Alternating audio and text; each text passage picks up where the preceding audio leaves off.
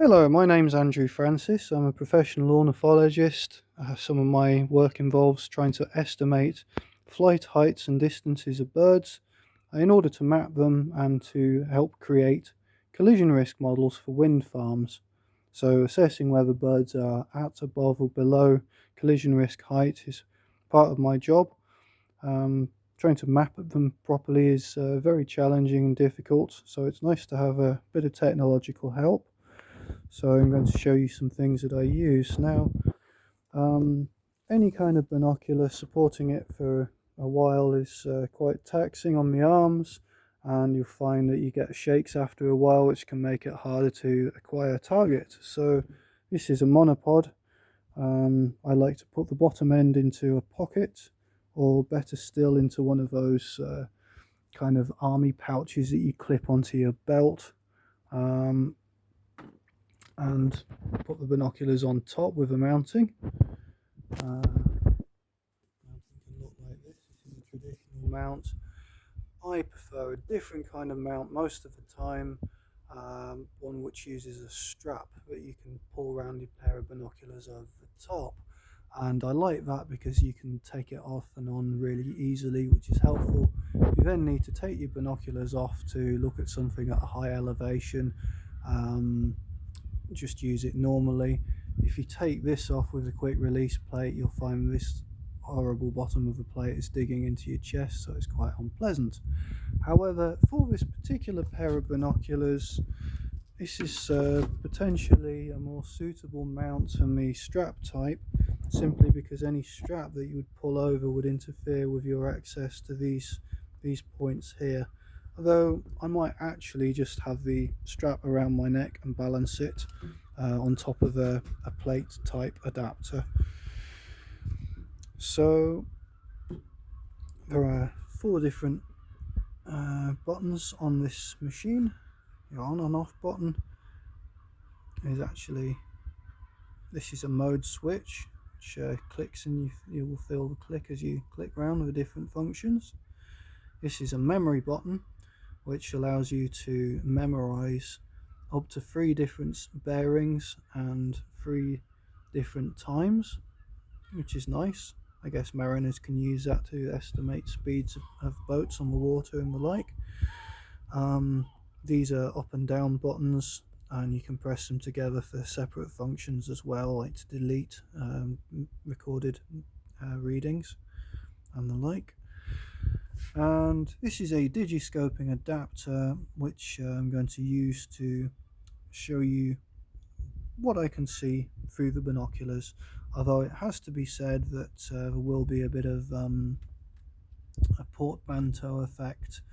You won't see the full field of view through here. Also, because I'm recording this with a mobile phone, there will be times when on a bright background you won't be able to see the LED display very well, but actually in real life it will be fairly clear because the human eye is more responsive to changes in light intensity than a mobile phone video.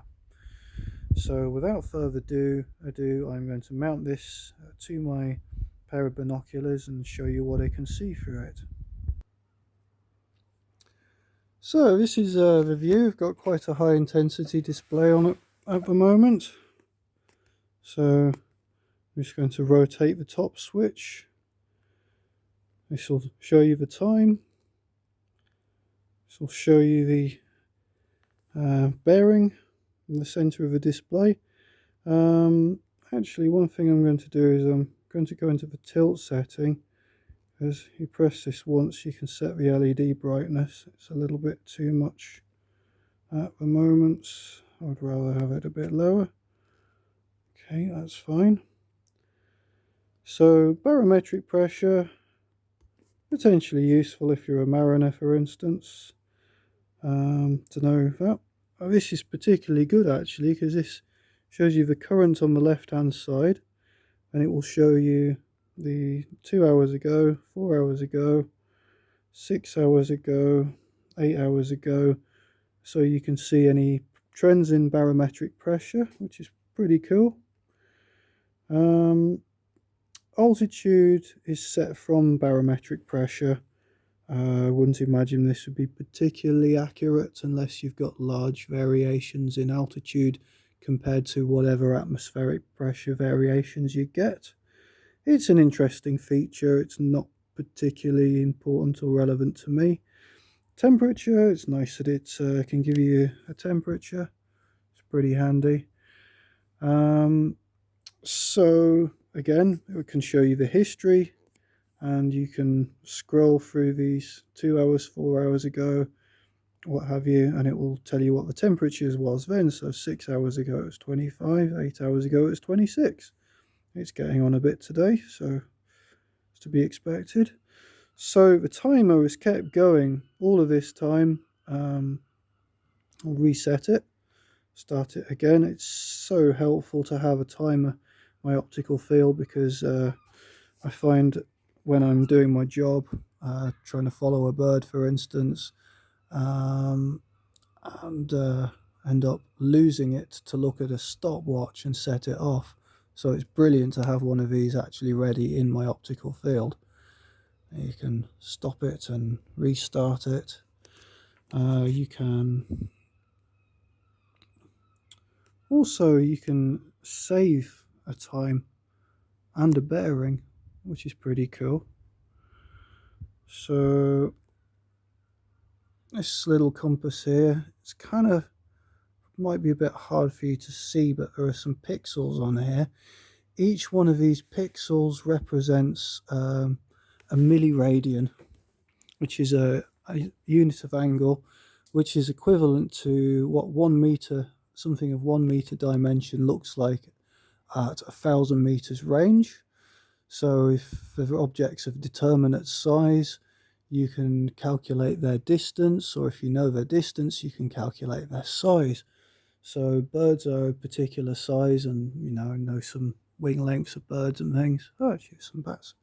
See if we can get one of these bats. Actually, that would be a tall order anyway. Oh, I think that might have been one there.